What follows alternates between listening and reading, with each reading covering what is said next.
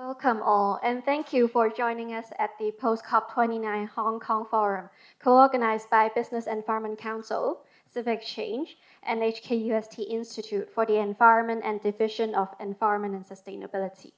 I'm Wing Zheng from Civic Exchange, and your MC of the day. To kickstart today's forum, may I invite Mr. Simon Ng, CEO of BEC, to give his opening remarks. Simon, please. Well, good morning, ladies and gentlemen. It's my great pleasure to open the Post-COP29 Hong Kong Forum and welcome our esteemed speakers and over almost 100, I think. We have more than 200 registration. We try to squeeze you into this room. We have about 100 participants on site from different sectors at BEC.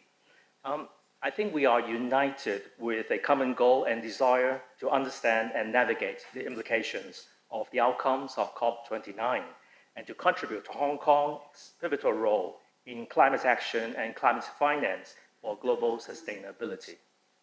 As we reflect on COP29 held in Baku, Azerbaijan, we must acknowledge the broader context in which this conference was convened. The geopolitical landscape remains complex, marked by ongoing conflicts and shifting political sentiments. Despite these challenges, COP29 attracted over 55,000 participants, making it the second most attended COP to date. This enthusiasm is a testament to the global urgency surrounding climate action and our collective commitment to ensure that climate change remains at the very top of our agendas. For Hong Kong, we had strong representation at COP29, with a government delegation led by the Environment and Ecology Bureau, as well as other delegates from the private sector, the NGO communities, philanthropic organizations, professional bodies, and academic institutions. BEC is proud to be among those in Baku, contributing to various discussions and sharing our thoughts on climate actions and initiatives. Now, among the key outcomes of COP29, the operationalization of Article 6 of the Paris Agreement is one under the spotlight. Article 6 enables countries and entities to cooperate on emissions reductions through international carbon markets. A set of standards including carbon removals, methodologies for crediting, and social and environmental safeguards have been agreed to enhance transparency and integrity in carbon credit transactions. As we move forward, we may anticipate a surge in transaction activities within the voluntary carbon market, prompting companies to reassess their strategies regarding carbon credits as part of the journey towards net zero emissions.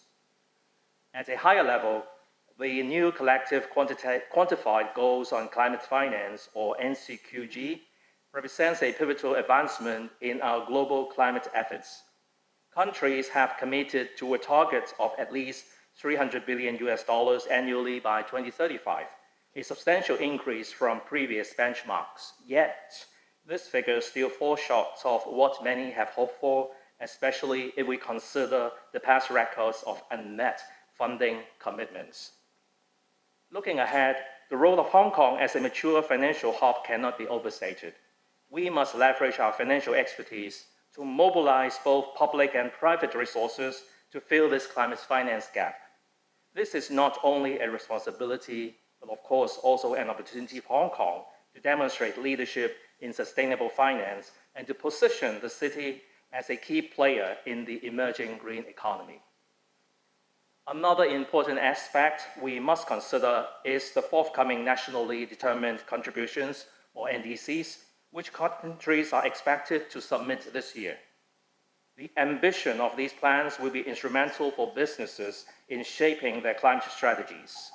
With many countries currently on a trajectory that could lead to a 3 degrees rise in global temperatures instead of 1.5 or even 2, the need to raise ambition is urgent and real. Countries like the United Kingdom and the United States have already submitted their new NDCs. In particular, the UK announced its target to reduce greenhouse gas emissions at least by 81% by 2035 compared to 1990, truly aligned with the 1.5 degree if fully implemented. The upcoming NDCs will provide critical signals that will inform our actions over the next decade, guiding investments and strategic planning for businesses. However, as we engage in these discussions, we must also recognize that climate action requires more than just negotiations. Increasing criticism highlights the need for effective implementation and accountability.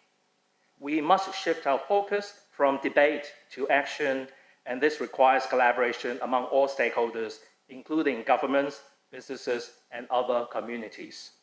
In recent years, we have seen a growing number of companies taking proactive steps to embed sustainability into their core strategies. This is particularly evident in hard-to-abate sectors such as aviation, marine, concrete, and steel, where innovative decarbonisation solutions are being sought after. Moreover, it is essential to recognize the role of non-state actors in driving climate action. There is an upward trend of businesses and subnational governments collaborating on initiatives that transcend national borders, forging partnerships and pledges that focus on specific climate goals. The spirit of collaboration is vital, especially in a world where political sensitivities may hinder collective action at the national level. For instance, California's partnership with Chinese provinces on clean energy technologies exemplifies how local initiatives can contribute to global objectives. Let's keep all these in mind as we begin our conversation today. The outcomes of COP29 present us with challenges, but doors are also open for innovative solutions and collaborative efforts. Let us be bold in our ambitions and committed in our actions. Together, we can drive meaningful change and contribute to a sustainable future for Hong Kong and beyond. Ladies and gentlemen, I mentioned partnership and collaboration several times in my speech, and I want to make a point here about the long-term partnership between HKUST Institute for the Environment, the Division of Environment and Sustainability, and Civic Exchange for co-organizing this event. I have lost count of how many post-COP forums we have worked together, but I'm sure this forum has become a fixture in your event calendar.